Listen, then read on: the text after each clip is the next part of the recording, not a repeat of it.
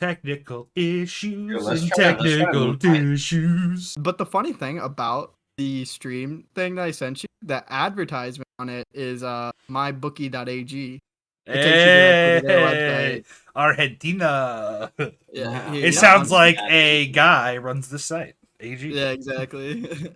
So yeah, the score is 10-4. 10-4. Who are we playing, by the way? Who are you playing? We play in Miami. Oh, Miami? Not Miami, We're going Ohio. to fucking Miami? Real Miami. I don't have any dogs in the fight.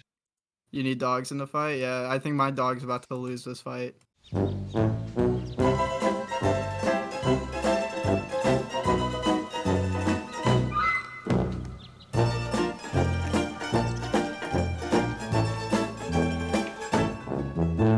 CPAP machines for me, too. So I'm talking about. Yeah, exactly, bro. For me, my sleep apnea needs being almost a 30-year-old man. That's good. Easy fucking bucket. There we go. Yeah. Miami! Miami, no. Miami! Oh.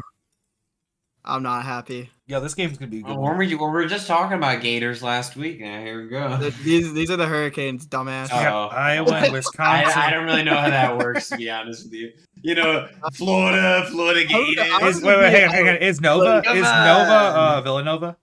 Yeah, Nova's Villanova. Okay, thank you. I'm seeing the finals. They're dropping. I'm gonna be a testy motherfucker. Oh, hey, does Texas versus Purdue play tonight? Yeah, Texas and Purdue play tonight. Yeah. I'm watching that after this. Purdue's gonna fucking steamroll. I hope so. My boy Zach Evie better be fucking slamming hoops. That dude was killing it the last game. Oh, let's fucking go! Oh, that was a great alley-oop. What the fuck? Yeah, that's what the fuck on the replay? Damn, boy. The unintentional alley-oops are the best. God damn, that was cold. Put his ass cheeks on that man's back. Good rebound. Let's go. I wanted that shot there, and I would have not been mad if he took it. Because we're playing basketball. It's time for basketball. Let's go. Oh, no. What the fuck was that shit? Oh, what the...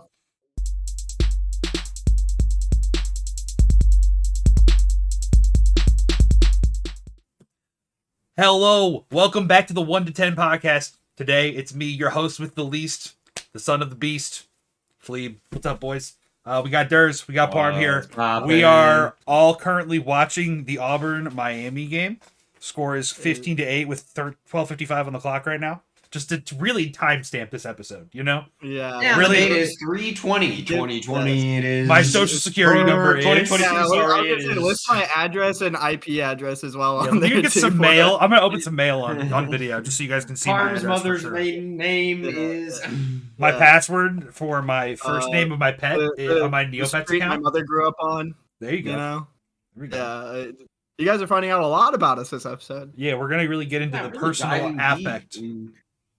To the who, dude, I'm gonna be so fucking salty to this recording. I'm sorry. Dude, what the fuck? No, we're all watching Auburn. Absolutely fumble basketballs here. Down fucking 7 points right now, my dudes. And let me tell you, Auburn's not playing a great first little part of the first half. It's not. What a block! The Miami defense. Ball's back in. Ball's back in. Held ball. Oh, crazy! He hit him. Oh, that's a jump. That's a jump. But anyway, so you're saying. Well, boys, we're playing basketball. March Madness game. I love March Madness. Madness. Let's get into it. March Madness is here. We have the madness. We've been listening to the hit single by Ballard Woward, Basketball, recently a lot amongst our friend group. Yeah. And it's becoming problematic. We have the madness. It is. Yeah. I was telling Alec this before the recording. I had like an hour and a half drive today. And I listened to the Like Mike soundtrack, like I want to say 6 times in that amount of time. It's only 6 songs. I mean, you got to, you turn on one song, you can just turn it to the next. It's not a bad soundtrack, It makes me like want to rewatch the movie almost, just to see how fucking old trash movies have been. Bonus content idea. We watched movies had better soundtracks than today. Like, actually, remember that Disney movie? Like, this is probably the worst basketball movie of all time. The one with the twins. The two blonde twins. Double up or double team. Something like that. Hold on, I'm pulling up Disney Plus right now. You guys keep going. Vaguely ambiguous. You guys need to, if you haven't, Double team. watch that. Double team. Double team.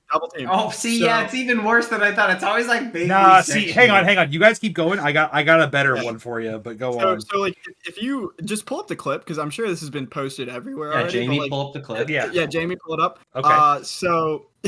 So at the end, it's like the climactic, like, I don't know if it's like a state championship, so whatever Disney garbage setup for this game, and like there's 10 seconds left on the clock, and the way they cut, it's like a Bollywood movie with some of these cuts. Oh, bro. the Disney movies were definitely like Bollywood was inspired more by Disney than Hollywood. So there's like 5 seconds left on the clock, and her whole movement took like 70 like people timed this shit. They're looking at it. She traveled when they did the slow-mo like cuts where they're panning around all the characters. The best part is she's holding the ball, and like, you know when you plant your feet, you're not allowed to move. Like, you only move one foot. She just fucking runs like She's just after that, traveling. and like pulls up. I don't remember exactly how it ends. I just remember it being top tier quality. Well, they're always like pull up, like it's they're like Kobe taking the like fade away. It all came like that era when Space Jam dropped and everybody was trying to make that family basketball movie. I don't know why that was like a thing for a while. Like whoever were the producers of those movies at the time, like a lot of them were trying their hardest to make like Space Jam, like a white people basketball movie, and just make it as uncool as possible. Bro, so, like Disney was just like a long heritage of like uncool white people basketball movies. The drama in those White Men Can't Jump. Oh, that's a good one. That's a good one. The the rollerblading one. Brink? Where they like? You mean the best Disney Channel movie of all time? Brink, yeah. Yes. That scene where they like spit the gravel out and the person like slips. My like 5-year-old heart was like in pieces, bro. I was like, no, how are they gonna come back? Great movie. I don't think I'm sure I've seen it because I watched every Disney movie that was on. Oh, okay. Well, I think I just got 2 ideas. Every other Disney movie for our bonus content, boys. I think we're gonna have to watch Brink. I think we're gonna have to watch Like Mike. No, what about the dude that turns into a mermaid? 13th year. The 13th. Yeah, 13th year. He turned. Like merman, not like not like a typical mythical mermaid, but a merman. I feel like that was really breaking gender stereotypes about mermaids years ago. That's what Disney was all about. I remember like mermaid rights is Disney's long-term plan. Like hearing those like old stories of sailors like being like, yeah, I saw a mermaid, fucked it, and then like historians go back and they're like, yeah, this dude was just having sex with like a sea lion. Bro, they're like manatees, sea lions. It's like, bro, how they needed some glasses back then. I don't know what they were looking at. You're on a mermaid's kind of thick though, and like you're eating stale bread and like boiling. You just had scurvy. You just haven't drank potable water in weeks. Dude, scurvy, man. What? I am still trying to find. Is this clip? No. What clip? I don't know what we were talking about. Okay. Gen. Jesus. Well, we really taken a sidetrack from. We moved away from that. I needed the sidetrack though because we're still currently losing. No, I gotta find this fucking. I got Full Court Miracle. You guys ever seen that movie? Oh, that sounds so fun. It's a So the one you thought was Double Team, right? That's a 2002. That was the first movie of 2002 on Disney Channel. I'm looking on Wikipedia right now. Look at the full list. So Full Court Miracle is a 2003. You just threw it out of bounds. Hey, we're at a 7-point game now, though. We're catching up. We're spooling. We're spooling. Yeah, it was already a 7-point game when we started watching, actually, which is funny. Stream lagging for me. I'm gonna have to reload that for me. Okay, over there. Okay. So Full Court Miracle is a 2003 Disney Channel original Hanukkah movie. It premiered on 21st of 2003 in November. It inspired by the true story of University of Virginia Cavaliers basketball star Lamar Carr, and it centers around a group of young Jewish basketball players who search for a coach to help them out of a slump during Hanukkah season. It was filmed in Toronto. Let me tell you, Parm Pog right now. What the fuck? What is this reaction? Feels like someone farted in my mouth. For the audio listeners, it's not his reaction to the movie I just described. It's for the reaction to the game being played between Auburn and visceral reaction. He's to the Jewish he's making basketball players. but as we know, and their love for the Knicks. Yeah, dude. Since the we know that the Knicks and the love of the NBA is there amongst the community. That was a really like as a young Catholic boy, I was like, this is my exposure to Jewish culture, which was not true and not at all real. But it was funny. It was a decent movie. Double Teamed is significantly better. But do you guys remember The Luck of the Irish? Bro, The Luck of the Irish is goated. Because that is also a basketball movie, technically. And it's set in March. You're right. It's true. He's got little hair plugs, but he's turning into a leprechaun while trying to play I remember that. Yeah, he gets shorter, which is also hold on. I want to stand up for my short kings out there. I myself am not short. You're not a short. None of us are short. What the fuck? But I want to I'm the shortest one here. Thank you for standing. Okay, you know, if you stand up for your short kings, you're standing over them. That's fucked up. That Disney was short phobic by making that movie and make it seem like it was a bad thing for him to get shorter. It wasn't a bad thing for him to get shorter. It was a bad thing for him to become Irish. What do you mean? Yeah, I was going to say it's bad for him to become ginger. It's pejorative of him becoming an Irish person. That's what I'm saying. He was getting shorter. He was getting ginger. It was just making him an Irish person. That was alcoholism problem. One Irish. Crazy. You know what? I'm going to say something. I think that out of those three movies, I think Luck of the Irish is the most true to the basketball story because it is a movie around playing basketball around what day? St. Patrick's Day in March. Dare March Madness, I say. Dare basketball, I say. So I actually heard something today that I actually wanted to ask you guys. Maybe this is a hot take, but I heard someone say March Madness is probably the most American thing that there is now. And I was like wondering what you guys' thoughts on that. No, American football still. NASCAR and American football exist, so there's no shot. American football is by far the most influential thing. Yo, Wendell, you fucking shitter. Show me your butthole. Show me your butt. Dude, that video saved NASCAR. No, that video just confirmed everyone's already held misconceptions about NASCAR fans. Man, 7-point game. I don't know. Free from the outside.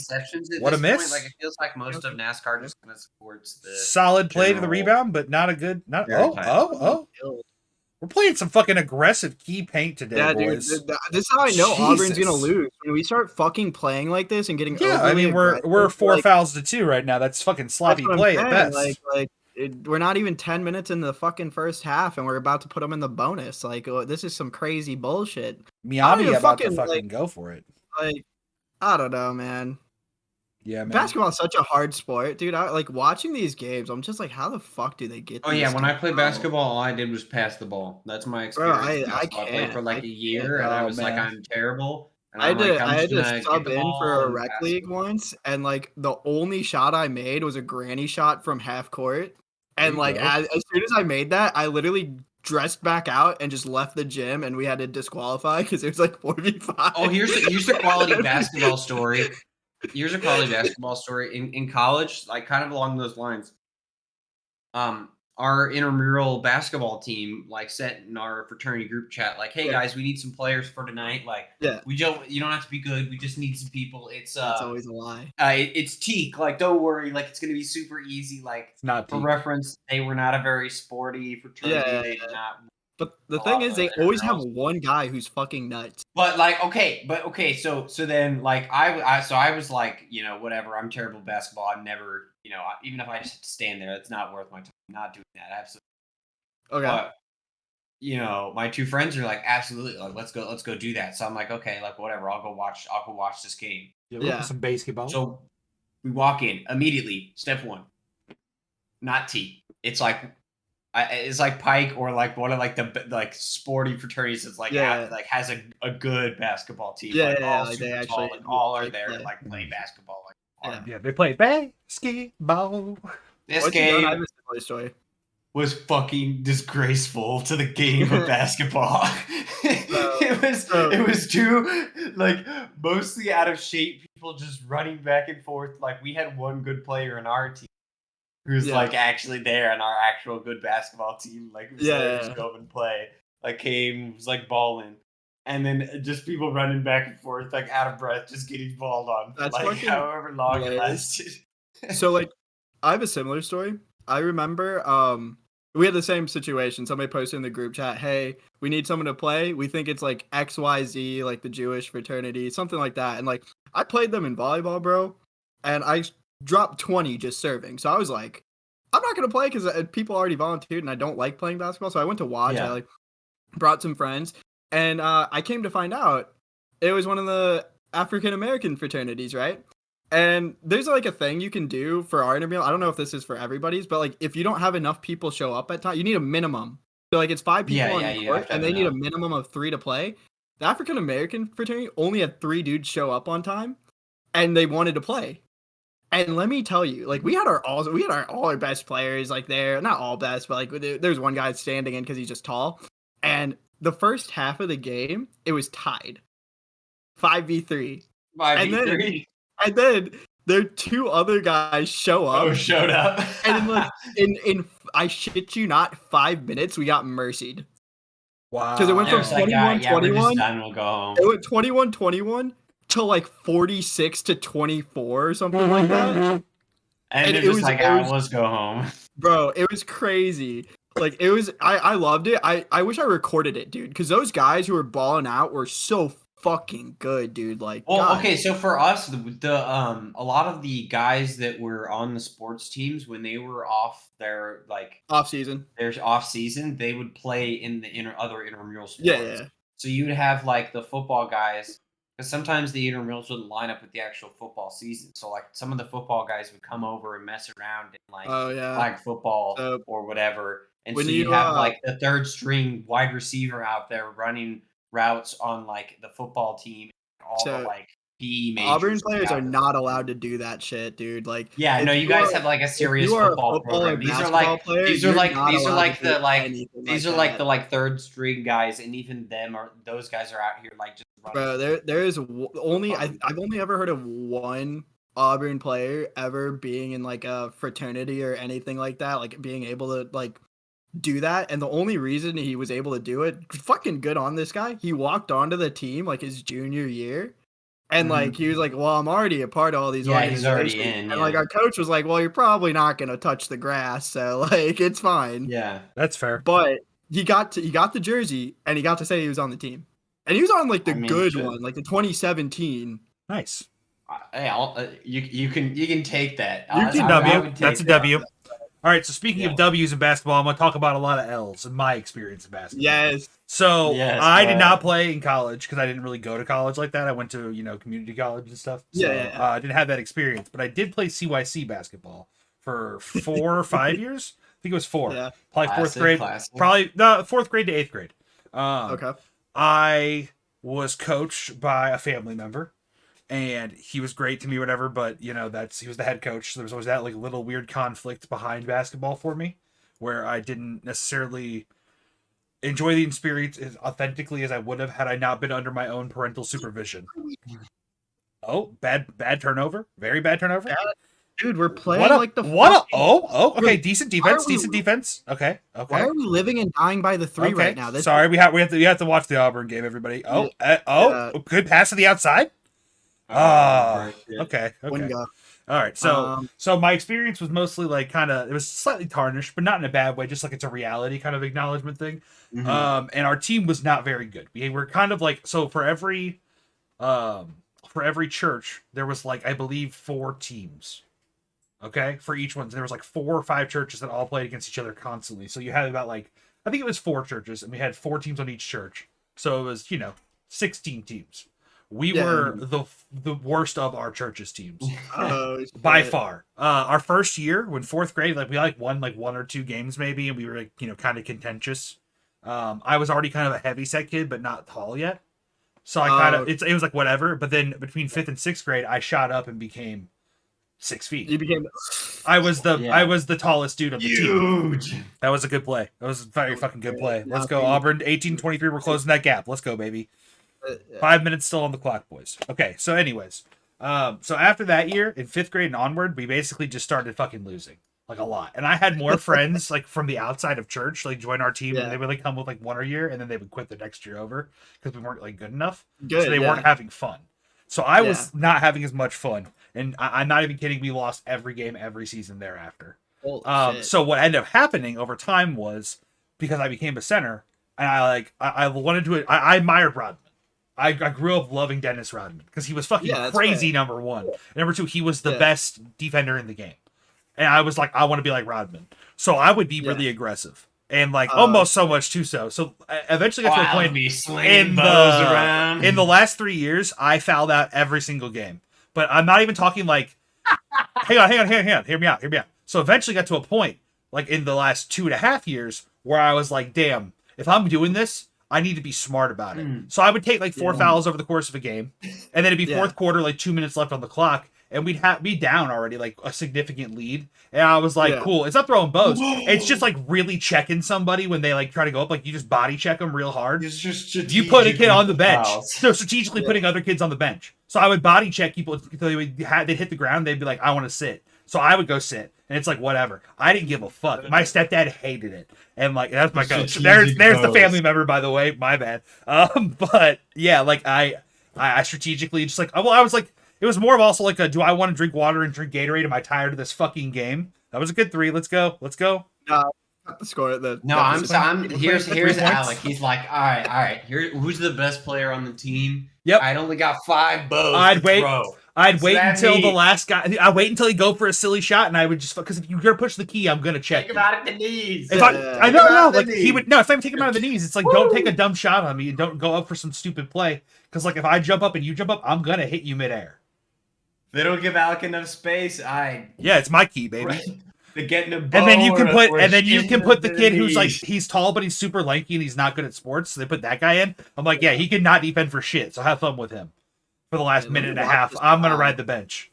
Yo, bro, I don't know how much money Bruce slipped the referee, but that's fucked, dude. That is not smart. Yo, that was wild.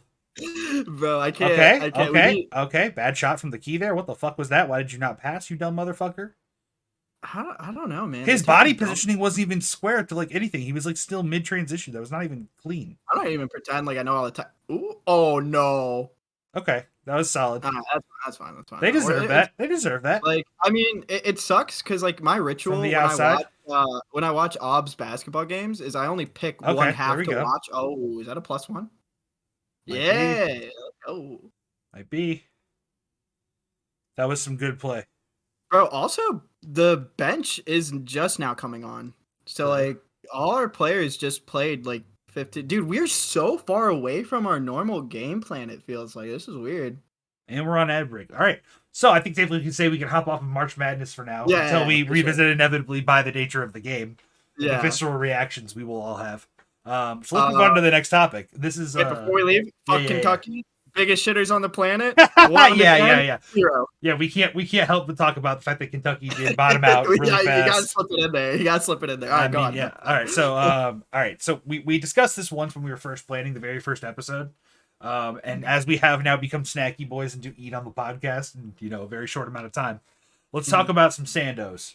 There was a take that was once said, I believe it was by Parm. Is this right? 100%. Yeah, so you said you would rather get Subway than Jimmy John's? Is that what I think? 100%. Every single time. If I'm only eating for myself, like if I'm like catering, right? Because getting subs for like a party or whatever is normal. I'll go Jimmy John's. It's cheaper and it's just easier.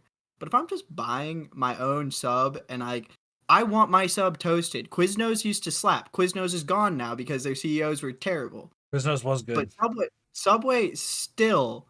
Like, Durs walked away because he already knows he's heard this dog shit take, I guess. But like, what can I say?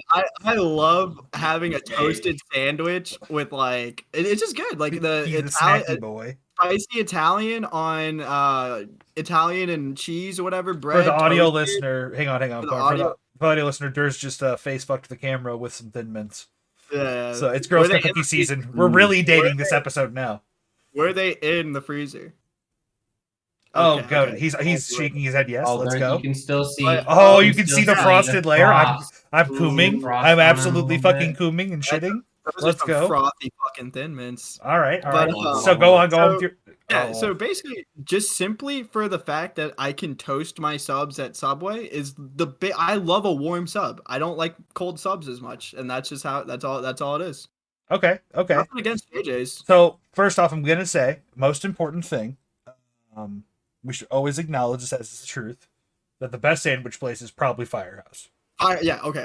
If we're going shape, we all agreed on that pretty well when we were talking about this. Firehouse slaps. Firehouse does slap. We agreed the hot sandwich is there where it's at. But I'm going to say something that is going to teeter the opinion, I hope, of the audio listener or in the viewer as well. Yeah. Hello, guys. Hi.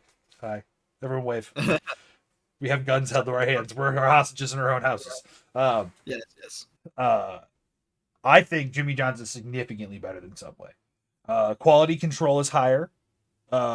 It is more effective, I think, cost-wise, because you have a lower number of ingredients and it's more centralized in that way and how they actually produce the food.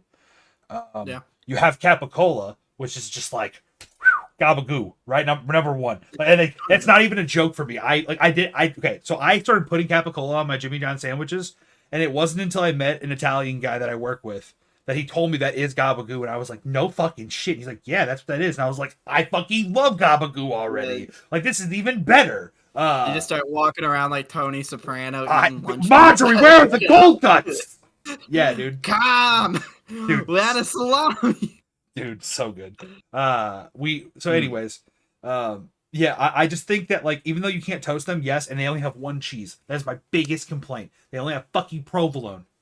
That is a problem. I have to put fucking slices of cheddar on my own sandwich. It feels defeating. But also, I can just buy a pack of cheddar, and it's like, pretty good. You know, like if I had to do any work, yeah, automatically downgrades your sandwich. But so Capicola, dude, I can get gabagoo. Still goated. You go like, it's not like it's an enjoyable experience. Well, let's get to the real meat of this actual issue. Let's talk about the most important thing, the comfort sandwich, which is the true reason why Subway is great. When Subway is like mid as fuck across the board, but when you get the one sandwich that like really hits the spot for you with the exact ingredients and the right like heat and toast and stuff, it fucking slaps, man. It really does. Yeah. And the funny thing is when we talked about this, I was shitting on how an Italian BMT would be terrible hot. But then since then, Durs convinced me with that hot salami you told me about. I started making hot salamis, bro. And let me tell you, holy fuck, I could eat that shit all day. Salami with pepper jack. Oh. Yeah, dude, salami with like white American and cheddar, salami with fucking Monterey Jack, anything, all sorts of cheese. A little hot salami, you know what I'm saying? I don't like cold sandwiches. I like a turkey and cheese sandwich. I can eat a cold sandwich sometimes. I'd rather just have it like warm than like a cold cut turkey. You know what I mean? Like even like on my See, here's another hot take. I'm not syncing that up. I'll put the sound, but I'm not syncing it up. Oh, that's fine. I don't care. Like as he's saying hot take, it sounds. Do you like Christmas ham that you get? I warm that up too. Well, yeah, of course. Christmas ham warmed up is great. Not everyone likes warm ham. Bro, the people who like cold ham are fucking living like cavemen. We are living in 2022. I don't disagree with you. I don't disagree with you. I like. See, the key is you get the Hawaiian roll, and then you put some of the ham on it, and then you get like some mustard. Oh my god, what was that defense on that shot? Did you see that? Of course I saw it. That was fucking Garbo. He just let him have it. He just let him fucking have that point. Like, that was a good three. Dude, I'm glad we made the three, but we're doing the thing where we live and die by it. Okay, so you don't eat warm sandwiches. You don't eat cold sandwiches ever. Yeah, so like I think Subway, even though I don't go there anymore, I think like if you had it at your college dining hall, which most people do, then it just kind of ruins the experience of getting Subway. So does working there. As someone who didn't go to the college, working there, it does. It does. Because you're gonna eat it so often because it's so convenient. The real problem is that when you work at a cool Subway, they'll let you like stack your sandwich with whatever you want, so you can put like a lot of meat on there, right? And then when you go get a Subway consumer sandwich, you're like paying either an agreed. That was a good shot. Damn, that was cold. But when you get that like that good sandwich, that's just right. And like let me tell you, if I'm getting like double meat, it's like costs too much money. Yeah, but if I have a gift card, like say someone gives me a $25 Subway gift card, I'm buying the Bull Boy sandwich. I'm getting like, oh shit. I need to fucking put my eyes out. God damn, that was fucking. That was a cold dunk on them for fucking finesse. Oh my god, that was a finesse. Actually, Wong just fucking bull. I should not have done that. Damn. Okay, this is. Hey, no. We're good. It's a good game. We're still playing. You know. For the audio viewer, it's 33-27, 156 left on the clock in the first. It's a close game, and they just got fucking finessed on. God damn, that dunk was clean. Fucking posterized. Brother, that guy might go to the NBA. I could see it. Yeah, I mean, I wouldn't be surprised. Like he's doing all right. He looks like NBA material. It's such a. I mean, all these guys do, right? No. I've seen some teams that look very bad. Kentucky. Yeah, Kentucky. Yeah, Kentucky. Ty was injured. That's good. Okay. So we were talking about comfort sandwich, right? Yeah, the comfort sandwich is goated. It's an important integration to the Subway. But I was gonna say for me, like to get a comfort sandwich, I have to pay a lot of money. So that's kind of like as a downfall of Subway too. Whereas Jimmy John's, dude, like I'm just saying, if I get the like a roast beef and like turkey or whatever, and then I add capicola, it's only like $10, and I can get that shit delivered for very cheap. And I'm very generous to my Jimmy John's, man, because I'll tell you this: you put your tip a certain order or a certain amount, it will move you up in that ranking of when your sandwich is getting delivered. Because they might grab 3 sandwiches, but they'll come to you first if it's ethical. Yeah, exactly. Because you gave them $5 instead of the guy who gave them 3 for one sandwich. I think like a big reason I still have a fondness of Subway is I like they don't have this anymore and it's a shame, but the $5 footlong like was such a goated like promotion, you know? Like when we were in college, I think it was still already a $6 footlong, but it worked with the meal plan. So like you could get a 6-inch sandwich for one meal, and then you could use 2 meals to get a 12-inch, but then also on top of the 12-inch you could get a drink as well. So like you get a drink, a 12-inch sandwich for 2 meals. Wasn't it SEMO that was like trying to charge you guys for cups of water at one point? What the fuck? Yeah, you've been right. What is this? There was a Missouri goddamn. There was a Missouri school at their dining hall. I remember it being a big old stink. Maybe Missouri State, because it was. I don't think so. No. Like it might have been some random. Because there was always they had free water fountains in all the cafeterias that people would always bring in their water bottles. I remember there's one school that started charging students like 50 cents for a cup of water, which like I guess isn't like a lot when you think about it. It adds up though, you know. And plus you're just charging for water, you fucking scumbags. Like, come on. Yeah, that's awful. Yeah, it's a joke. All right, let's move on to the next topic while we're on a commercial break still for the game. So since Durs is eating them as we speak and he's enjoying them, Durs, you want to lead the discussion on the Girl Scout cookies top 3 for each of us? I will absolutely lead the topic. Beautiful. Okay. So it's obvious. These nice thin mints frozen are the best cookie by far. Now, is it integral for you to be number 1 on them if they're frozen versus another one that's not frozen, or is it just like elite always, even if it's not frozen? Unfrozen, it's worse, but if you have milk still, like that's the thing for me. I'm a big milk guy. Okay. Yeah. I'm a big dairy person. Well, way to out the lactose-free people. Frozen. But I'm a lactose-free milk guy actually myself now. Not frozen with milk, still good. You telling me not frozen by itself, a little dry, but still good. I would still eat it. So I don't know. Wait, you telling me this nut made milk? What the fuck? You're telling me this nut in my milk? That's gross, bro.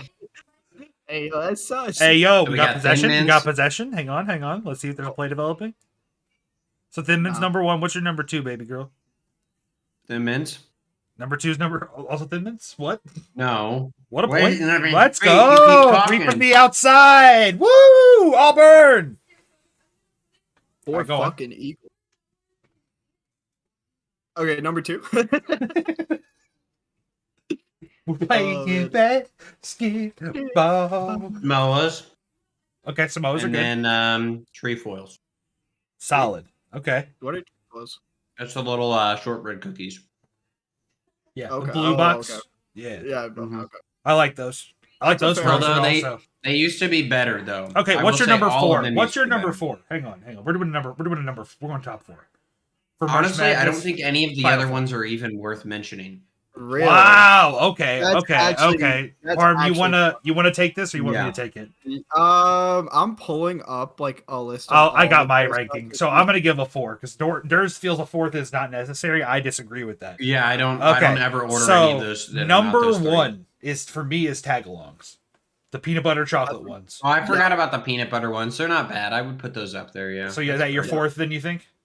Yeah, I don't mind those. They're not okay. amazing, See, but for me, they're an absolute. Like I must have them, and I get them. They are Okay, the toppest of the top tier. Like they are my elite. Now Thin Mints are a second close contender because of the viability of Thin Mint. Because okay, so you can freeze both of those cookies, right? But if I were to say take a Thin Mint and break it up and put it in ice cream, it's amazing. But if I take a trefoil or not trefoil, a tag along and do that, it will not really translate the same way. So that's where I think Thin Mints are like definitely should be recognized as the more versatile. And definitely like an amazing cookie. So it's my number 2 for sure. Number 3 is trefoils. Really? I always loved trefoils growing up because here's my number 4, and that's Samoas. Because I did not like Samoas growing up because they had coconut. I didn't like coconut at all. Mounds and almond I joys did like the freaked me texture out. more as a kid, actually, which I find weird. Like That now is weird. I like the coconut less than I did when I was a kid. Huh? I Okay, don't so it's know the why. inverse for me. I hated coconut and I didn't like the texture because almond But joys I like and like sweets mounds. more as a kid too, so I think it's more of just like a childhood thing. Like you like sweets as a kid more. I think. Well, and now yeah, I'm more, yeah. I mean, I'm not exactly the healthiest guy, so maybe I like sugar a little bit more than the average adult.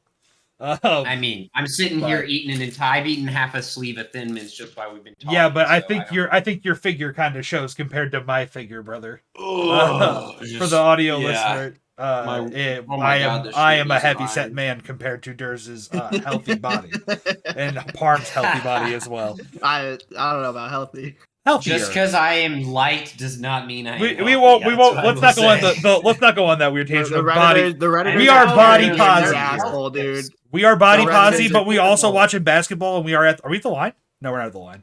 We're up for possession. Yeah. Okay. Health tips with the boys starting now. Oh, actually, our boy Julian hooked me up with like a free workout plan he's not using that he paid for today. Really? Yeah, when Durs and I were editing episode 3 earlier, it came up. It was a whole thing. I'll tell you guys about that later another time when I look into it more.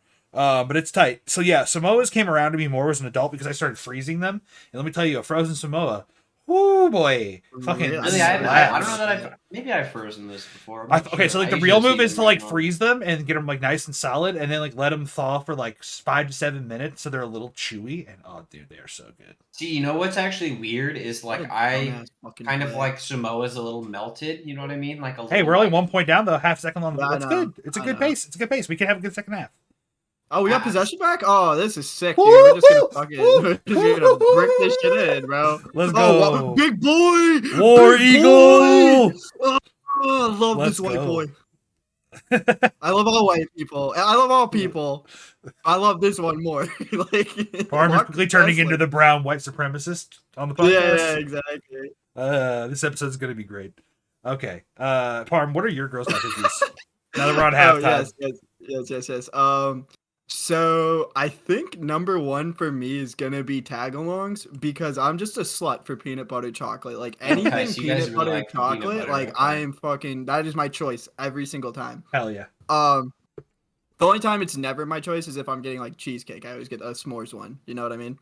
No, I don't because I don't like s'mores that much compared to cheese. That's fair. Peanut butter chocolate. Different conversation. So tagalongs, I love the peanut butter, love the chocolate. Probably need to try them frozen. I bet that slaps here. I bet every fucking one of these cookies slaps frozen. I feel like it's a true factor when considering your girls' cookies if they're frozen or not. Yeah. And it's just, but that's the thing. The Thin Mint was the one that originated that. I think we can all agree that Thin Mint is the frozen Thin Mint is the one that everyone did. Probably. The progenitor. Yeah. And then number 2 for me will always be Samoas. Okay. Those have been my favorite as a kid, and I also did not like, or at least I thought I did not like coconut as a child, and so my family did not tell me there was coconuts in there. They just let my dumb ass eat them and smile and be like, man, whatever this brown shit is on here that's not chocolate slaps, or whatever shit. And then number 3, this one came into my life this year. And I really enjoyed it. It's probably just because it's new, but Adventurefuls. What I don't know if you guys heard. They're like this brownie kind of caramel thing. Ooh. It's more so a brownie than it is a cookie. Okay. But it's still like a cookie. Is it soft or is it like? Yes, it can. It depends. I mean, if you heat it up, it'll be soft. But if you don't, it'll have a firmness to it. Yeah, I almost you know what I mean? It's that a little bit melty. It's definitely not melt in your mouth. Little melty bears. You know what I'm saying? Yeah, no melty bears here. but the consistency of it's so good, and like the caramel in the middle. If you look up a picture of it, they look great. Okay. They taste great. What about a fourth? And then number 4 is gonna be Thin Mints. I like Thin Mints. I didn't start enjoying until like later on in life. I don't know why. I think it's because like I had way too many Klondike bars growing up, and I was like, Yeah, I did not have a Klondike bar until after I was 12. Grandpa Singh, dude, that man. Every time you go to the gas station, get a 40 ounce and a bunch of fucking Klondikes, dude. What would he do for a Klondike? Go to the gas station, bro. Yeah, and this is also the same. This guy's also a big pilker, so you know, like. Get out of here! Kill it with fire! I've forgotten his character just keeps getting. He's like a legendary figure. Hey, Parm, I'm gonna need you to do me a favor. I want you to actually send back the microphone. Bars, drinks okay. Send back the microphone. Yeah. So, guys, if you can't tell, Parm, we got a new microphone. We air. This has been recorded after episode 1 is aired. So, our first listen back, we've been trying to make small adjustments to make it better. And the first thing was like, hey, Parm, we should just get you a new mic. And it's obviously intensely better. But it's he doesn't deserve it if he's gonna keep bringing this shit up. I brought that up to someone today. I was talking to one of my friends who might one day want to be a guest, and I think he would be a good fit for this kind of thing because he's very good.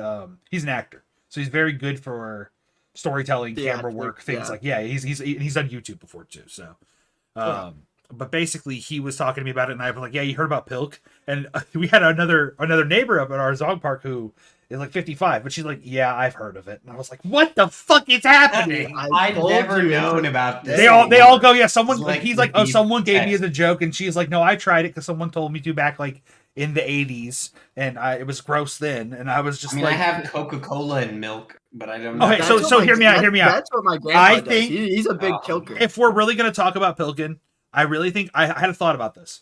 So if you were to do like a vanilla sweet cream instead of a milk, right? With like it's kind of like if you're pouring like. It's kind of like cream soda. Like a float. Yes, it's like a float. It's like a float, kind of. It's very loosely like cream soda. It's like kind of like a float. Sam suggests this idea that it's like a float. Like your old 2%. And I'm like, maybe there's a thought there of like, he's like, I don't agree with the 2%, but like if you're putting like a sweet cream or something, like coffee creamer almost, I feel like that would make more sense. Just a candy. But regular fucking milk is so fucking weird. And like, I don't want to know the ratio because I think it's so fucking gross. Like, goddamn, just stop. Just put ice cream in instead. Get some vanilla ice cream. I am a milk stan. I'm a milk. Hey, we on the fucking desk. It's milk. My boy. Tainting my milk with. Sorry, things we're watching Pepsi. March Madness again. It's bad. Bro, for those who don't know, the greatest big man the NBA has ever seen, better than Shaq, obviously, Charles Barkley, King Charles, played at one of the most respectable, amazing universities you can go to, the Auburn University, in fact. Okay, respect the take, but also do not hate. First of all, how you're putting Barkley over fucking Shaq and also like Rodman? Obviously, like as a rational human being, no, but as a fan, yes. Okay, respect. You know what I mean? Like I can sit down and rationalize. Yes, Shaq is. He only has 4 rings to Barkley's no NBA Finals appearances. You know what I mean? Like, yeah, true. My man played for the Suns, like the old Suns, not these Suns. True, I forgot about the that. Old Suns. No. All right. Let's kick it off basketball for a second while we're still at halftime and on the desk, right? Yeah. Let's move into football for a second, boys. So, a couple things happened last week in the football world. Tom Brady came out of retirement. Yeah, I don't know if it's even shocking. Like, I don't know about you. I was pretty surprised that he surprised. He spent a month with his wife and children and realized he'd rather have 250-pound men crush his fucking sternum. So, like... Yeah, let's talk about that. Like, maybe... No, don't hate on Giselle like that. Come on, dude. I know where you're going. We're gonna nip that in the bud. Right? Okay. Let's explore that further. Let's just get off of that. So Tom Brady's out of retirement. That's whatever. Yeah. The more tragic news around that though was the night before it was announced. Someone bet an egregious amount of money on a website in an auction to buy his last game ball Yeah. The final game ball. The final game ball. Last touchdown. Sorry, yeah. So it's a very important ball in the game. Theoretically, it used to be. I believe it was $500,000. Like right. Okay, was. So the next day, obviously, Tom Brady comes out of retirement, and well, here we are. This guy spent $500,000 on something that's now effectively way worth less. Someone argued. I heard that they said, hey, here's this idea. It's the last one before his first retirement, right?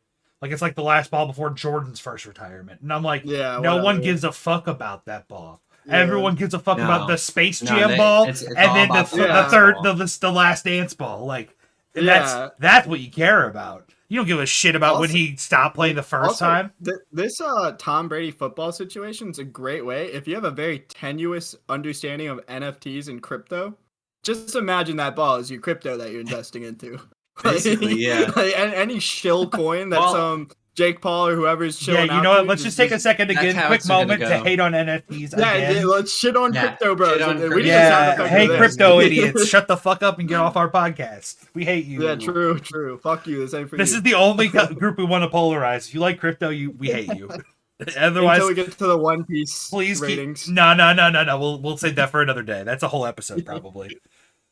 Maybe. Well, and while we're on NFL and in the area, I want to bring up the fact that the only football that us here in St. Louis, at least me, who isn't some KC trader over there, Parm.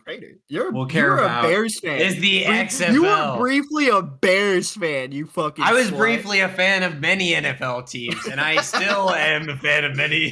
Dirk is a fan of winning the fantasy league. I've tried to be a fan. Yeah, exactly. I've tried to be a fan of many teams, but I realize in the end I'm more a fan of just the players. Iowa beat Wisconsin. Whoa. Yeah, I saw Wisconsin. I just can't. Wisconsin losing first round. I can't root for teams that aren't home teams, which is why I like this XFL Battlehawks thing. I think that I could get behind a team that's playing football, even if it's not NFL. It's at least it's still fun. I can go and see the games. First of all, 60% of the fun of going to a football game is tailgating. We can go tailgate Battlehawks games to just go. You guys know though we had the highest income revenue by a substantial multiple times margin over any of the XFL teams. St. Louis is dying. Oh, I believe it. Yeah, people really like football here, but people are pissed. Also, here's just a shout out for another person who can fuck off, Stan Kroenke, if you're listening. Yeah, eat shit. Eat shit, Stan Kroenke. I'll agree with that. You guys know the guy owns Little Caesars, dude? He owns Little Caesars. He owns Little Caesars. I think so. We can't have anything. Wait, no, is that Kraft? Is that Kraft? I mean, it's some rich. Hang on. I'm sure. Who owns Little Caesars? While Alex looking that up, yes, the Battlehawks were sick. I mean, I think have you seen that clip of one of the last games where they did the beer tower, the beer snake the mezzanine or whatever? That was sick. Yeah, that's sick. As far as I don't think it's ever really gonna make a true comeback though. I think the XFL is probably actually dead. I think if COVID hadn't have happened, it was the perfect if it hadn't happened, the NFL would. I think it was the perfect. I don't think it would have to worry the NFL at all. I think no matter what, it's always gonna be relegated to that. Sidebar: Can we talk about the true lost football league of any league in the States? The lingerie football league that was on MTV. It's still going. It's still going. There's a lingerie league that still goes on, I believe. Yeah, I know what you're talking about. That shit's whack. That's mad whack. That's still going. I was just trying to fucking meme. What the? I'm pretty sure I saw a clip of something that was basically exactly the same. Yeah, it has a website still. Let's see. Huh. That's wild. Is a domain for sale? Let's fucking rob these losers. You guys carry this part. I'm gonna go take a piss for how little I care. Okay. The LFL is currently perhaps the most attractive competition in the world, which above all enjoys great popularity among the male population. Wow. Surprise. Go figure there. The origin of it. So it's still running. I believe it's when that first dropped. I don't think it was MTV. It was probably Spike TV, whatever super misogynist television network is there. From the jump, it just looked stupid and sounds stupid. I'm sure it's still very stupid, but I can't I say that, but if they were to bring a LFL team to St. Louis, the people would go nuts. Okay, so they renamed it to be more like appropriate. It's the Legends Football League instead of Lingerie Football League. Do they still wear nothing? Do they still? Yes. They still wear bikinis and just a helmet. Because like the thing that they did was they would wear like skimpy outfits and then the pads over the skimpy outfits, and the pads are not very good. Yeah, no, there's not they can't really be called pads. It's more just like a shoulder arrangement, and then it like stops at their chest so they can show some cleavage. Ooh, my boy, I like that jacket, dude. It's a little chilly in here. Man, thanks, dude. I just got this. You look like you're about to ask me to help you investigate Team Rocket, bro. Nah, dude, it's just a little drippy drip jacket. The inside's kind of nice, so it's got this little paisley-ish look kind of thing. Ooh, it's very, I fuck with that. It's cool. Now the only problem is it's one of those made in China jackets. So when I ordered a 3X, I thought it would be big enough to like zip, but it doesn't. So I was like, damn, I need like a 4 or a 5. But I was like, you know what? I can wear it like the way if it's open, it looks good. Yeah. And it's a goal. It's a goal for me to like lose more weight and keep working on that. And I have been working on that, and then that way I have like more clothes that like when they fit properly, I'm like, damn, this is gonna feel nice, you know? Yeah. So I'm not worried too much about it because then it will fit perfect with my arm length and my my torso length and stuff. Of football takes, I saw one because Davante Adams went to the Raiders. After the Packers supermaxed Aaron Rodgers, dumbass organization. Yeah, they have no money left. What are they doing? They don't have. They lost MVS. They lost Davante Adams. I think all they have left is like Aaron Jones, because like that. If you look at the Packers offense, it was like Rodgers and then like those 3 studs, right? Yeah. So I think they still have Aaron Jones. I don't know. I'm not a Packers fan. Fuck the Packers they fans. kept him. I'm not sure. I don't. But the hot take that I saw was somebody ranking the AFC West, because that is definitely the most stacked division preseason, right? And like they had the Chargers winning it at like 11-6, then like the Raiders at 10-7, then the Broncos at 9-8, and then the Chiefs at 7-10. I don't see the Broncos and Russell Wilson being good. Dude, Russell Wilson's not very good, I don't think. That's what I was surprised he even was able to get a deal. Like I thought he was going to retire with all the other if you're a team hurting for a quarterback right now, like unless you have draft capital, like what are you going to take Baker Mayfield? I mean, he is pretty much the only decent one on the market that people could actually get. Hot take, I'd rather take Carson Wentz than fucking Russell Wilson right now. No. Hey, one of them's won a ring. No, I'm not even putting that hot take sound in for that one. You don't, bro. Listen. That's a trash. Actually, no. I take back Carson Wentz. I would take Jimmy Garoppolo over Russell Wilson any day. Okay, I would accept that. Jimmy G is a shitty quarterback. He can't make fucking good throws, but that motherfucker's a winner. Has one of the best winning percentages in the league as a starting quarterback, bro. Fair enough. Like he's like Tom Brady without the talent, just the winning atmosphere. Yeah, he did. That's the thing. Like people, it's going to be interesting to see what happens next year, because there's all these different storylines that have been talked about over like the last 5 years. And I feel like now everybody's kind of set. Yeah, everybody's like, there's been a kind of a. Well, I mean, if you're not set, you're fucked, right? Like, like if you don't have a team right now, like in the off season, you're already. Yeah, exactly. Like, I don't know. There's not going to be very many dark horses. Maybe I don't. Deshaun Watson might be making his comeback this year. I think he beat the allegation. Bro, did you read the article on the shit that he like what would? I mean, they're allegations, but like that shit he did. I mean, I would be very hard pressed not to believe it. Like essentially, like he was contacting masseuses. He was DMing like masseuses that were just like personal masseuses that just do it like in their community and do it whatever. Not all like female. Professionals. Not like all female always, but like not professional like sports masseuses that like his other friends were using for the teams. Yeah. He was going and DMing the masseuses he thought were attractive. I guess.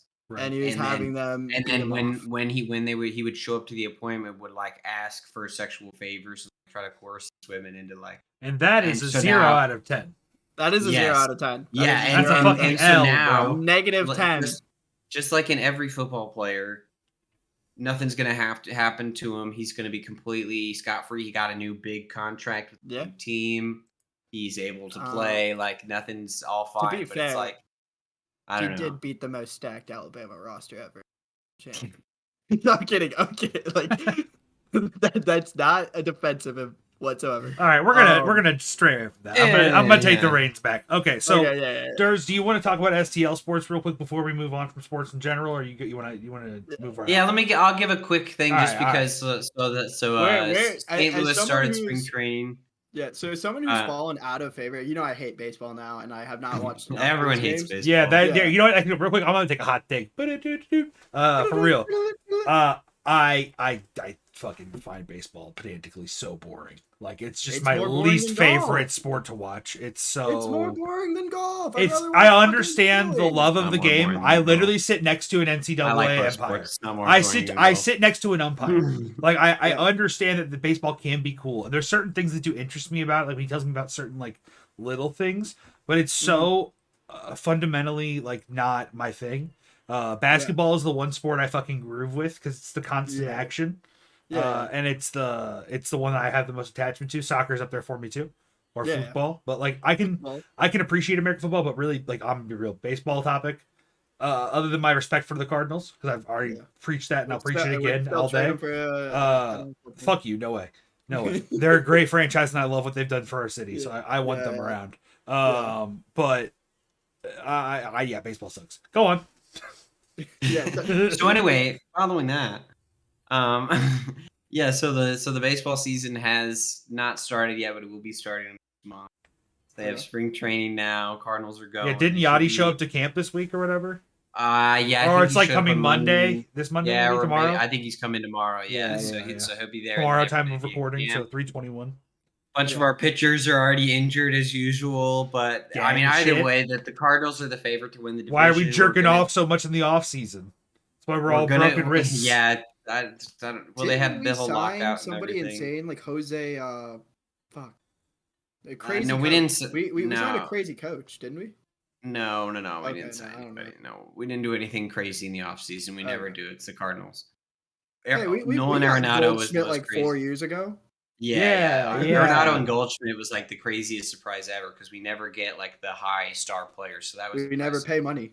Yeah, we never, and so this offseason they followed the same trend and they've lowered their payroll $40 million and not signed anyone. But anyway, so that's all started. They're the favorite to win the division. They're probably going to go to the playoffs. If they don't go win playoff games, it'll be a disappointment for the Cardinals. The Blues are in playoff contention and close to the end of the season and playing well, but they are needing a defenseman.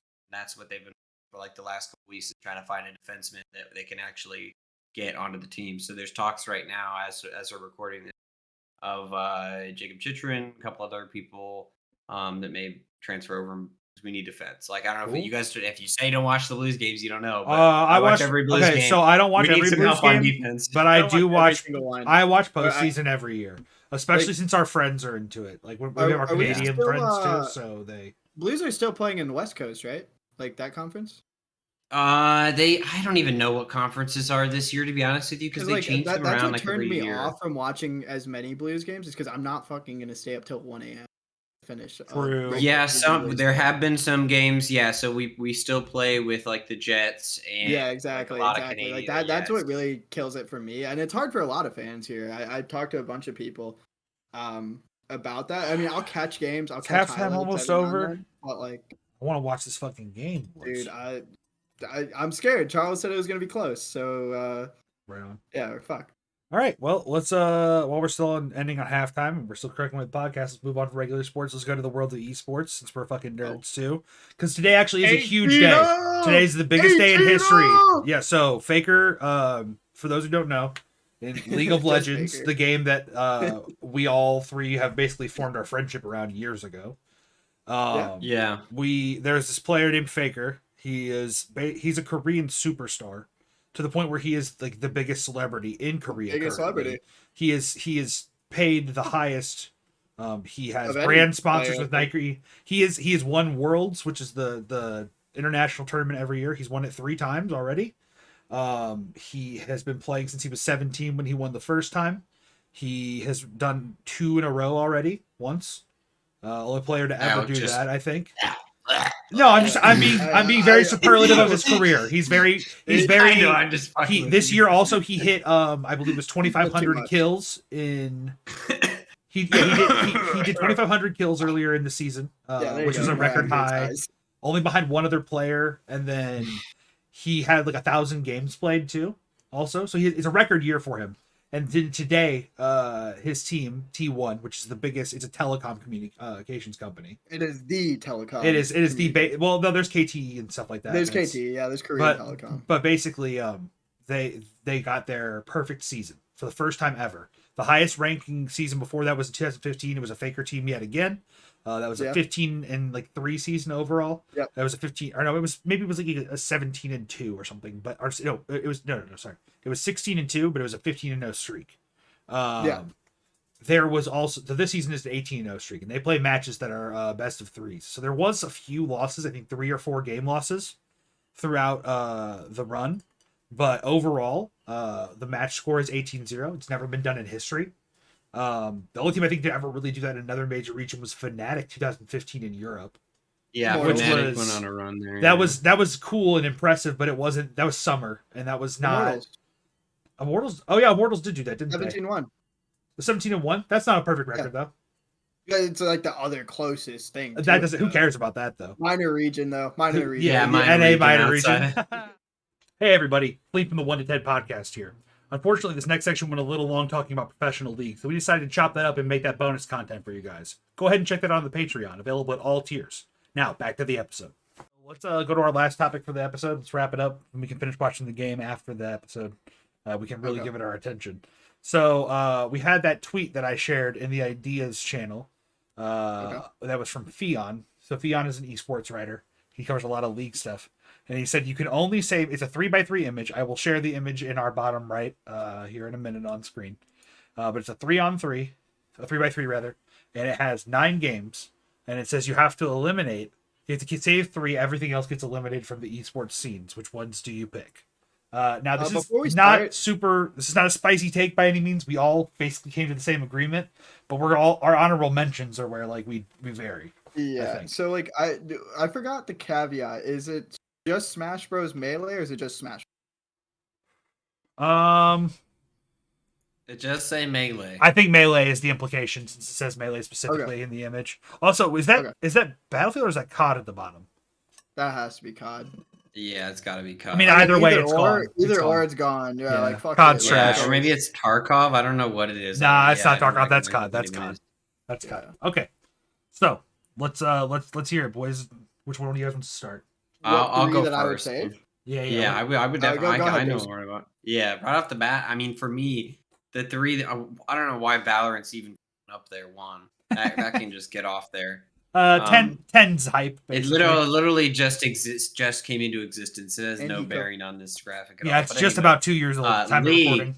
League deserves a spot on here because it's definitely been like the premier esport for the last 10 years. Yeah. It doesn't seem like that's going to go anywhere. Nobody's really challenged. Yeah, StarCraft fell off in 2012 and League picked the fuck up after Worlds. Yep. Yeah, StarCraft had the mantle and they just dropped the ball and they've never no one else. I mean, briefly, I mean, you could say other games like Fortnite and stuff have been more culturally impacted, but in terms of competitive play, esports competition, really League has been the best for a long time. Absolutely. And then for me, like kind of going along with that, just like old guard is CSGO. Like Counter-Strike has been a quality competitive product with established teams and orgs and history and all sorts of strats and all the whole shebang that comes with a competitive game for years and years and years, and it still is like just as strong as it has been, even if it's weaker in NA, like just like League. And then finally for me to round out the list, for me I think it's tough. It's tough for me between Rocket League and Smash because they're both so big, even outside of competition. Like they're both so well known. Mm-hmm. But I think I have to give the edge to Melee just because of like the community and the kind of cult of personality that's created around Smash. Like the Smash esports scene has created so many popular personalities, like so many popular streamers, so many popular like YouTubers and Ludwig, Mango, Ludwig, Mango, I mean, there's like even a lot of those people have spawned other people's careers from just Smash and playing Smash. Yeah, like Ludwig's roommates. Ludwig's roommates are all like guys who were on BTS, and they did like so that's why for me, like it gets the edge over Rocket League because like while Rocket League is still a huge esport and a lot of people I know play it, it doesn't have that same level of competitive reach where like I'm not gonna go watch a Rocket League game without playing Rocket League. I agree. You know, like it's not. I don't feel like I have a lot of people that are in competitive Rocket League as much as where these other leagues really cultivated the sports. Yeah, I'm gonna. Yeah, and other than that, I don't have any honorable mentions. The rest of these are doo garbage. I'm gonna shout out a few that I think are worth putting some spice on too. So my fundamental 3 core agree in the order that you listed them. Actually, it is League, CS, Melee. I think they are incredibly integral to everything that esports represents. And if you took all 3 of them and separated the rest, you could really still encapsulate what esports is all about with those 3. So I think that's why they're important. And I have been to events like this shirt from the 2019 Spring Finals, Team Liquid versus TSM at St. Louis. That was tight. Yeah, I met Tyler 1. That was sick. He's not as short as people think he is. Actually, I'm gonna say that. I think he's probably wider though. He's fucking buff, bro. He's jacked. And Michaela's super nice too. Shout out. But I think and being at Smash events are crazy. I met Mewtwo King once, and that was nuts. But CS is very special because I remember watching, even I wasn't into CS playing it, but I remember watching 2014 IEM Cologne Fnatic, I think with Flusha, and that was like my first experience of like, damn, this game is tight. And ever since then, you see these like eras of like Simply or like when Kenny S was popping off on G2, Flusha the cheetah. Like there's just so many like insane, or like even when like the Astralis run was going on. There's these really great storylines, and I think also the ecosystem for cultivating teams really breeds really cool paths to success for people, and you saw that with Navi last year and stuff too. So I think that's the benefit of CS. It's seen as really well supported too. Well, and it is homegrown. I think is the other cool part 100%. Too. Which is what Valorant. I think Valorant tried to copy that, and that's why Valorant's like even on the 3x3. It deserves a place because it's trying to do a good ecosystem. But the problem is Valorant is just mid compared to CS because if you're good at CS, like you're probably good at Valorant, and all the best CS players are playing CS. It's like not even just that. It's like you're doing the Valorant. You're trying to emulate CS's homegrown roots and everything, but like people don't realize like CS is by and large kind of dead in NA. Oh, absolutely! It's horribly dead. Yeah, and the thing is like NA, North America, specifically the United States. Isn't EG a flop already too? Yeah, kind of. I mean, didn't they get like Stewie in the core of Liquid? They got a lot of good players. Yeah, they got the whole core of Liquid's roster, and they're still just kind of. They didn't get a Liege. Oh, okay. But Liquid's never gonna leave a Liege. They love that guy. Respect to Steve. He can win in one esport, lose in another. Yeah, exactly.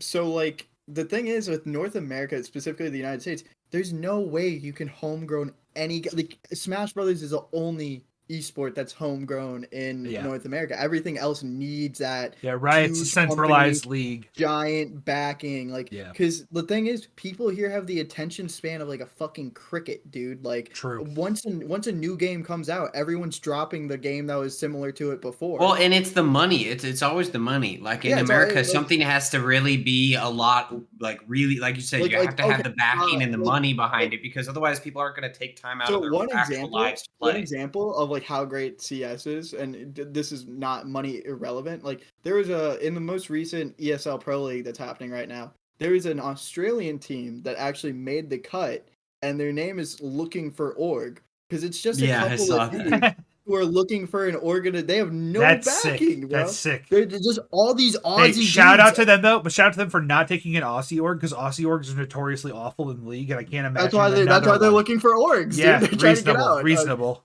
Get the fuck out, bro. Come play internationally. They got absolutely fucking pancake slapped, but the community loves them. These guys are gonna find teams. And that's the beauty of those communities, and also of like Smash too. Is like you have these storylines around people can get really behind. Like with the summit events and stuff, Smash summits, they like you get to, like everyone gets to vote in a player. So there's like this community favorite you get to vote in from the get-go. You had like Magi there for the last event, and you had like all these cool people. Well, and you basically just could throw Charlie Day into the mix. Or you threw Sora into it.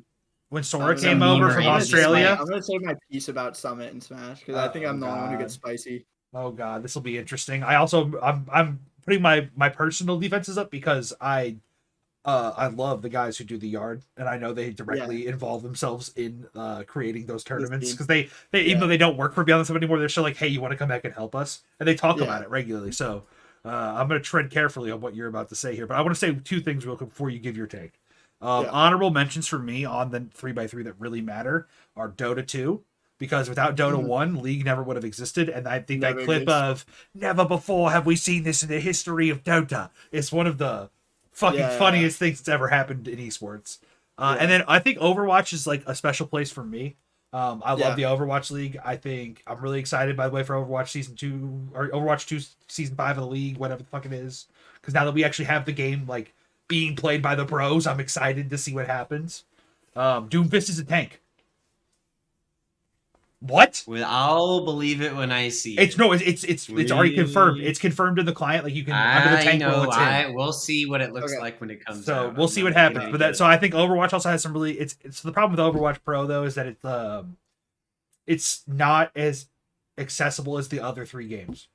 So when you watch League, if you don't watch it, you can still get the allegory of like it's kind of like basketball. There's 5 players on each team. They're all playing positions. They have roles within the team, and the job is to get essentially the ball is all your bodies, and the net is the nexus. So you're trying to score on the net one time, and you go through a series of challenges to do so. People can get that. CS incredibly easy to grab onto.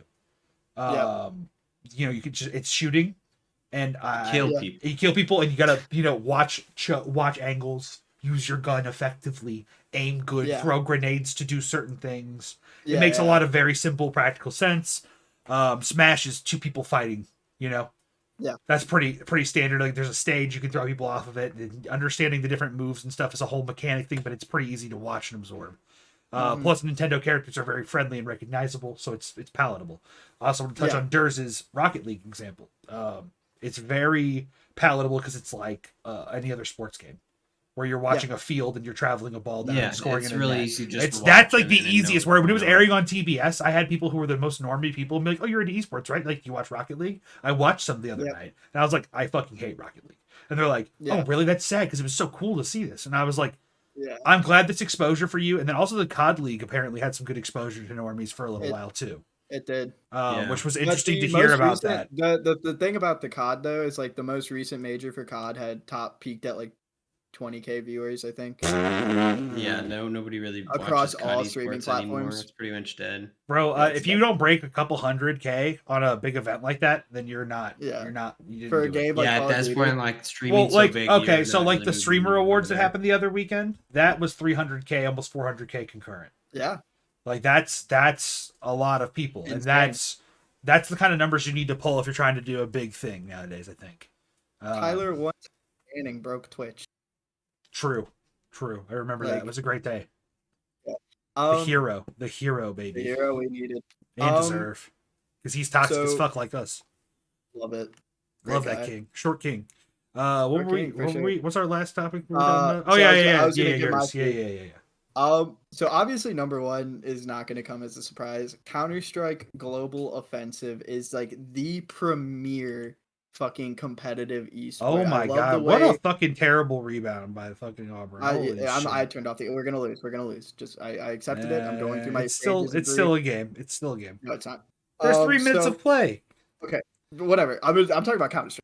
So Counter-Strike is that premiere to me. It like I love the way the tournament's set up. I love the grassroots. I love these teams, these tier 2, tier 3 teams making runs because they can qualify. Like Riot LCS is very, very anti like amateur like, you know what I mean? Like there's not a way for these like lower pugs to grow up, or get up there. Like even with the addition in Champions Queue here, EU West is still more competitive. Korea's the better place to train.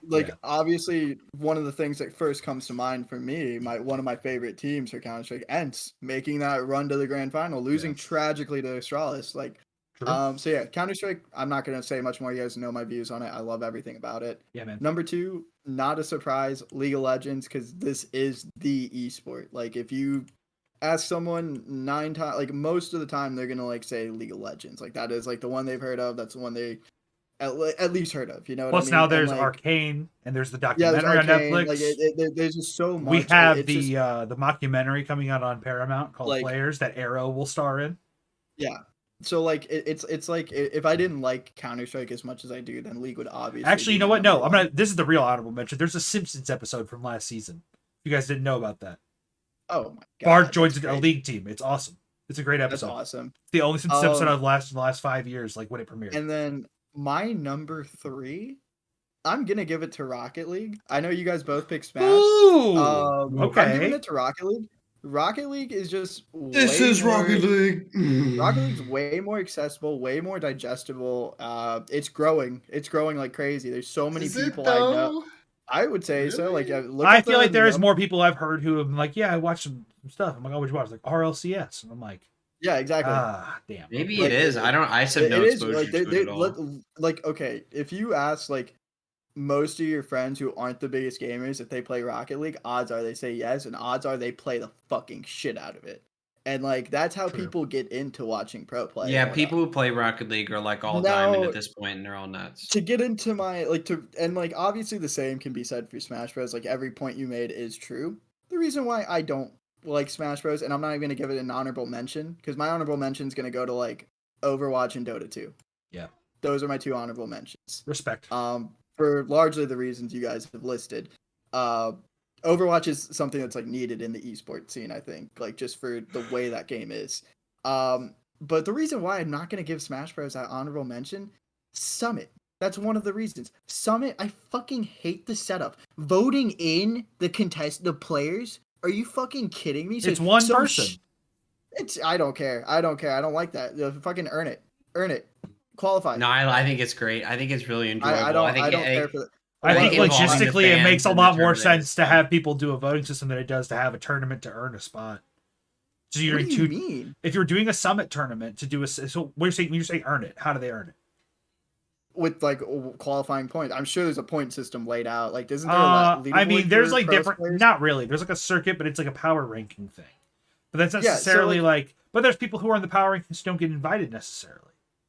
So like it because of distance. Like I'm saying is you need enough people. Hang on. If you need enough people to fill a tournament, right? You need at least 64 players, but you probably can do more than that because more people will do than that. But if you need that many to get a sufficient tournament going, and you have so many people you're voting for, like the gods or the top tier players who play underneath the same organizations as the gods, because for the listeners who aren't aware of Smash, there are literally 5 or 6 dudes.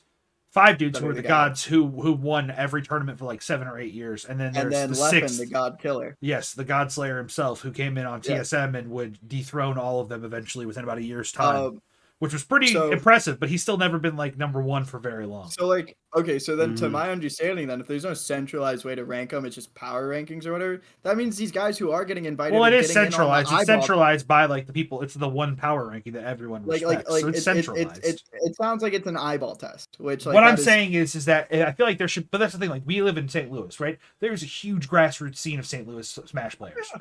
And the fact that you have potential for people to go because of voting and people getting behind somebody is amazing. And just because sometimes an Australian or someone from somewhere else wins doesn't mean that we should discredit the viability of having someone like Apollo Kage who might pop the fuck off and get invited all of a sudden. Because it can happen. I mean, like, first of all, win a major tournament. Like just win a tournament. Like, I just think you should win to get. Well, it's a difference of approach, right? Because what I'm saying is there's no centralized league or anything from the developer of the game. Yeah, but because Nintendo's just now giving support to the game. But they're just creating a league, which is the comparison. Exactly. I was comparing it to Rocket League. I was but what I'm saying is like for a fighting tournament, like for Tekken, for other fighting games, like any of those, I don't think they have very many vote-ins or anything. Like they might, but I just don't like the voting. I mean, I don't know. Those games aren't very popular in the West. It's hard to know. I don't know. Yeah, they're a little less popular. All the fighting games. I just think like the idea of having a vote in for like the last rounding slots for like players when like there could potentially be some players from maybe the same region that are obviously better, have performed better throughout other tournaments like Smash and Splash, whatever the fuck that is, whatever the fucking random tournaments are. And like also like to get away from that, because obviously we just fundamentally disagree on that. Like the Smash Bros scene is the grimiest esports scene out there. It's grimy. It's gross. So like League has like match fixing in like contract problems. CS has like occasional cheating scandals, and then like Smash has it's sexual assault, pedophilia, like Cinnabary. Yeah, I mean, in all its flavors, it's all bad. Let's be honest, like you can't really go to a big Smash tournament without. I mean, like Nairo, Captain Zach, Zero, everyone's gotten canceled from certain scenes. The thing is like it is a grimy, disgusting scene when you compare it to the other ones. Like I know obviously but then like you're just maligning everyone who's good from the scene by doing that. Yeah, no, I mean, but that's so like that. Like for me, like I'm like, okay, so you just fucked over Ludwig, Eamon, like Slime, Nick, like fuck all of them. Like that's crazy. They're good people. What about Mango? What about Hungry Box? Like listen. I'm not trying to disparage everyone, but obviously there's a systemic issue with the Smash community where this happens every couple. Like the community does definitely have issues. Like they definitely. You got like they're unaccompanied minors at these events. There's no real governing body for Smash tournaments. It's literally whatever TOs put together this tournament, and whatever they say really goes. And like that, however they do their seedings, however they do anything, it comes down to the tournament officiators. And like one TO can be completely different from another. Well, and that's why I think that they need some sort of governing body. Maybe that's like I don't know if there has been any push. Like the fact that we've had this for so long and it's not gonna move away from that. And Nintendo's never gonna support Smash Brothers. No, they are. So yes, they are. That's a falsehood. They literally just announced their support for doing like a professional circuit. Hungry Box spoke on it. Yes. Hang on. Okay, so at the Streamer Awards, Mango won Best Fighting Game Streamer. We are at an hour and 45 minutes, by the way. Oh, yeah, we are. We're going to wrap it up here. At the Streamer Awards, Mango won, and HBox gave a speech on his behalf because Mango didn't show up. Yeah. And he literally said like he's excited for the future of Smash because of Nintendo's support and the support they're showing for both Melee and like Ultimate, and they're like going to do just like so. I'm hopeful. I am hopeful, too, right? I'm not. Okay. All right. You know what? Wait. My closing thoughts. Nintendo's a stinky doo-doo company, and the Smashing's a bunch of stinky doo-doo grimy people. All right. Well, we'll leave it there. Thank you, everyone, for tuning in to the 110 podcast. Parm has maligned the entire Smash scene, though Dur's not respected. I'm angry. Lost. All right. Well, you guys have a good night, everyone. Adios and farewell.